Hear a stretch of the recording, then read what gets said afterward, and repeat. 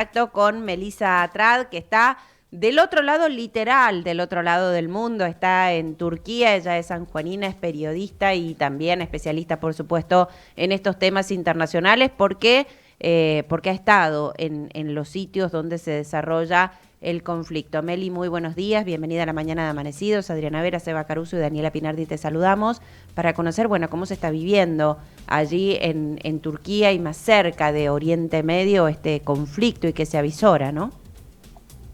Hola, ¿cómo están? Bueno, me parece que todo el mundo está con una sensación de alivio, por un lado, porque hace muy poquito se logró una especie de cese al fuego. Es un cese al fuego bastante endeble, es un cese al fuego que Estados Unidos un poco presionó para que ocurriera después de que ellos mismos se sumaron a la ofensiva israelí contra Irán. Pero por ahora la cosa parece haberse calmado. Hubo un par de desencuentros ahí, volvieron a atacarse, pero ya sobre el final del día de ayer, al menos en horario de Medio Oriente, ya estábamos hablando de un cese al fuego que por ahora se está manteniendo. Ya se habla de una guerra de los 12 días. Esperemos que no, que eso quede así, ¿no? Que sea realmente una guerra de 12 días y que no vaya para más. Y creo que la sensación que se respira es un poco de alivio en el sentido de que, bueno, estábamos hablando de potencias nucleares enfrentándose, entonces esto podía realmente irse para cualquier lado, ¿no?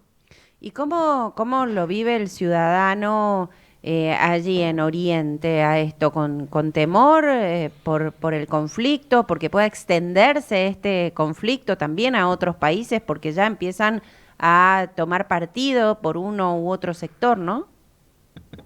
Sí, creo que en general hay algo que trasciende a lo que ha sido este enfrentamiento entre Israel e Irán, que es que la mayoría de los países árabes y países como en el que estoy ahora, Turquía, son países que obviamente ven a Israel como un país incómodo. Lo es un país incómodo. Fue un país que se creó en 1948 con el objetivo un poco de darle un hogar al pueblo judío después de que había sido masacrado durante el Holocausto y demás, pero al mismo tiempo fue un estado que se creó en un lugar donde ya vivía gente, ¿no? Ya vivían árabes, había una población judía muy mínima, pero vinieron y crearon esto. Entonces, eso hace que desde su propia creación, incluso un poquito antes, siempre haya tenido una relación complicada con sus vecinos, ¿no? Por lo tanto, más allá de que ahora tengamos un cese al fuego con Irán, la verdad es que los países de esta parte del mundo en general ven con ciertos ojos, ¿no?, de complicación a lo que significa Israel.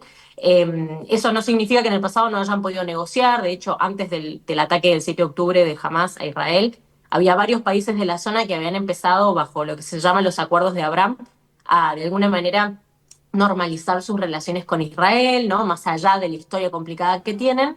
Bueno, ahora lo que vemos es que todos son un poco escépticos de qué es lo que puede pasar de acá en adelante, porque si bien tenemos estos 12 días que hubo de enfrentamiento, perdón, entre Israel e Irán, que son las dos grandes potencias, ¿no?, de la región enemigas entre sí. Bueno, Israel sigue masacrando palestinos en Gaza, sigue con su genocidio y de hecho, ahora tengo el número por aquí, pero en estos días que hemos estado hablando solamente de Irán, Israel asesinó a 870 personas en Palestina. Por lo tanto, eso nunca dejó de pasar, eso sigue pasando. Y me parece que eso, el genocidio en sí mismo, pero todos los crímenes de guerra que ha cometido Israel y su falta de respeto al derecho internacional, hace que, bueno, los países de la región ahora sean un poco más escépticos en relación a cómo van a continuar su vínculo con Israel de ahora en más. Pero, de nuevo, no se ha terminado, o que esperemos que se haya terminado, como esta amenaza más grande de lo nuclear entre estas potencias como Israel e Irán, pero Israel sigue masacrando gente en Gaza y mientras eso siga, obviamente que la dinámica de la región sigue siendo complicada, ¿no? Una situación que ha sido, además, Meli, criticada por principales potencias europeas, los países con mayor influencia, incluso ha llegado desde el Vaticano esta crítica, ¿no?, a la situación que está ocurriendo en Gaza. Sí, de hecho, el Papa Francisco, antes de fallecer, creo que una de esas anécdotas que quedan, ¿no?, de su figura y que hablan de quién era como persona, es que incluso el Papa Francisco en sus últimos momentos seguía llamando a la única iglesia católica que hay en Gaza donde de hecho hay un cura argentino viviendo ahí hace muchísimo tiempo, y el Papa Francisco les llamaba todos los días para ver cómo estaban, para ver si habían comido, incluso desde el hospital, incluso cuando estaba internado, ¿no? Lo que sí me parece es que, si bien es cierto, como vos decís, que hemos empezado a escuchar algunas declaraciones de algunos jefes de Estado europeos diciendo, bueno, hay que frenar esto, o sea, no se puede continuar de esta manera, ¿no? Me parece que obviamente llegan muy tarde, ¿no? Tenemos que acordarnos, se están por cumplir 2 años desde el ataque de Hamas y desde que Israel empezó su masacre en Gaza. Por supuesto que es mejor tarde que nunca, ¿no? Pero me parece que en los libros de historia sí va a quedar asentado como todas estas potencias e incluso hasta cómo discutimos nosotros, ¿no? Dentro de la Argentina lo que está pasando, estamos llegando demasiado tarde. Los crímenes de guerra se vienen cometiendo desde el principio, hace 2 años, que estamos viendo a un Israel que le cortó a los palestinos el acceso al agua, a la comida, a la electricidad.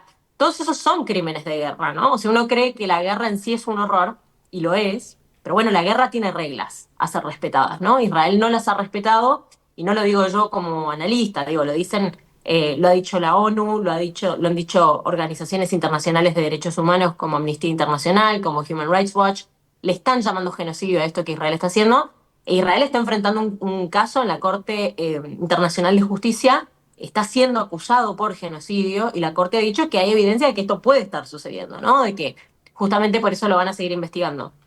Entonces, bueno, todo eso habla de que no podemos hacernos los desentendidos, ¿no? Hay gente que habla de que este es el primer genocidio por streaming, de alguna manera, ¿no? Todos estamos viendo lo que sucede, y lo digo de la peor manera. Yo por ahí trato de no mostrar imágenes en mis redes, pero sí de hablar del tema. Yo todos los días veo videos de niños decapitados en Gaza, de gente prendiéndose fuego. Digo, así de fuerte como suena, eso es lo que está pasando, ¿no? Y me parece que no hay forma de fingir demencia con un mundo como este, y que no hay forma de fingir demencia cuando pareciera que las reglas internacionales se aplican para algunos países y para otros no, ¿no? Ahora hay ah, digamos, un apoyo a la resistencia palestina, por lo que se ha escuchado desde los ciudadanos palestinos que dicen, bueno, están ocurriendo estas cuestiones. Se habla del 7 de octubre, creo que fue el 7 de octubre, aquel día de la fiesta electrónica, donde se realiza este primer avance y la captura, pero hay como un apoyo muy importante por parte de ciudadanos palestinos a esta resistencia que se está llevando adelante, ¿no? Siempre es muy difícil de saberlo. Creo que el concepto de resistencia es un concepto que tiene muchas aristas y depende de quién nombra qué cosa, ¿no? Para algunos palestinos lo que es resistencia es terrorismo, para algunos israelíes, ¿no? Esto siempre depende al final de quién te está contando qué, y por eso es tan importante como ser cuidadosos con palabras como terrorismo, como genocidio, como dictadura, ¿no? Que por ahí en mi terreno de la política internacional las escuchamos tanto. De por sí la resistencia palestina, creo que hay que dejar en claro que hay grupos que creen en la violencia como forma de resistencia, y son como grupos como Hamas o la Yihad Islámica en Palestina, que son grupos que están detrás de lo que fue el ataque del 7 de octubre a Israel. Y también hay grupos que actúan desde la no violencia, ¿no? Y acá no estoy haciendo un caso como por ninguno de los dos, que quede claro, simplemente estoy mencionando que hay grupos que optan por la violencia y grupos que no. Y a mí me pasó que yo estaba en Palestina cuando ocurrió el ataque, y yo 3 días antes de que fuese el ataque, por ejemplo, había ido a una marcha con madres israelíes y madres palestinas que se unían en la calle para decir, che, ya está, o sea, han derramado demasiada sangre de nuestros hijos de uno y otro lado. A veces lo que no me gusta de esto es que cuando uno lo cuenta pareciera que son dos lados nada más, ¿no? Pareciera que son dos lados, dos bandos que se tienen que poner de acuerdo. No es así, porque hay un grupo, digo, Israel es un país que ocupa a Palestina, no son dos bandos peleando en condiciones de igualdad. Israel hace mucho tiempo que incumple las reglas internacionales sobre el territorio que ocupa.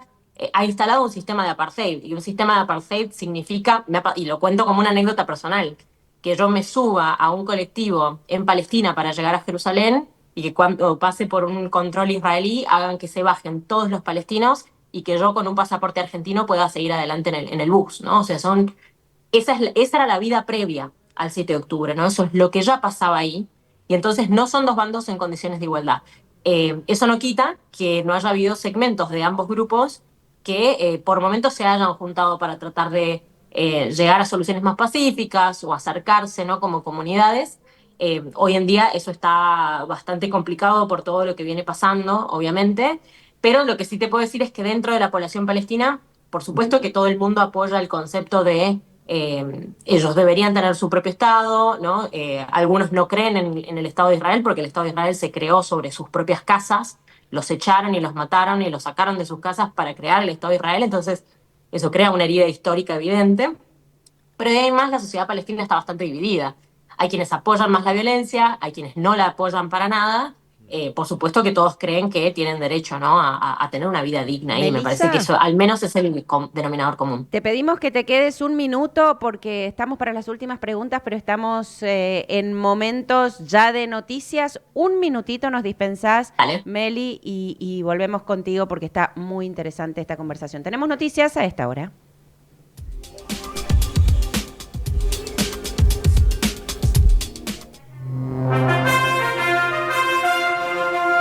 Estamos para informarte. Estas son las noticias de la hora.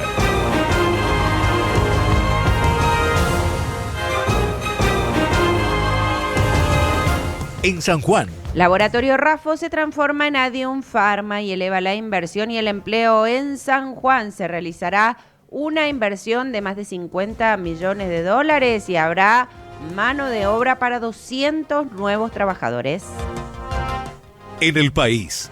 Entre negociaciones con el PRO y la crisis del PJ, Milei va a buscar mostrar fortaleza política en la provincia de Buenos Aires. El presidente va a ser el encargado de cerrar el Congreso Libertario en La Plata. Participarán varios ministros de renombre y los organizadores esperan reunir más de 1.200 militantes. En el mundo. Taiwán acusó a China de la guerra cognitiva tras invitar a sus excombatientes a un desfile por el final de la Segunda Guerra Mundial. Por el gobierno de William Lai, la disputa por la narrativa histórica es parte de una ofensiva ideológica más amplia por parte del régimen de Beijing.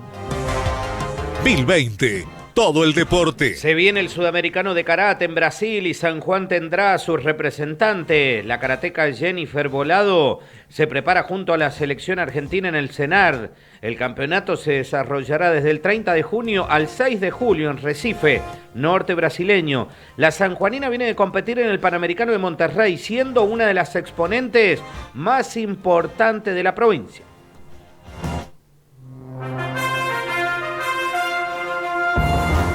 Ahora ya estás informado.